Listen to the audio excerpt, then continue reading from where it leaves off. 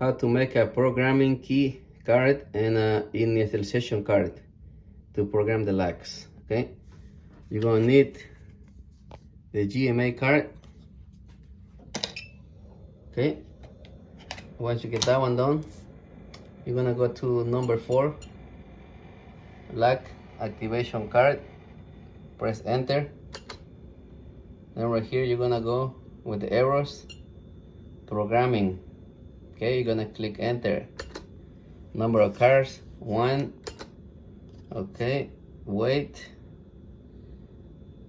When that thing tells you to scan the card, you're gonna scan it. Okay, let's do it. Okay, you put it on the success. It's done. Okay, you're gonna press the X to go back.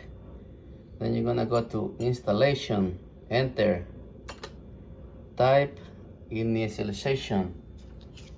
Okay, then you're gonna click enter, and then it's gonna ask you to put the card on the card maker.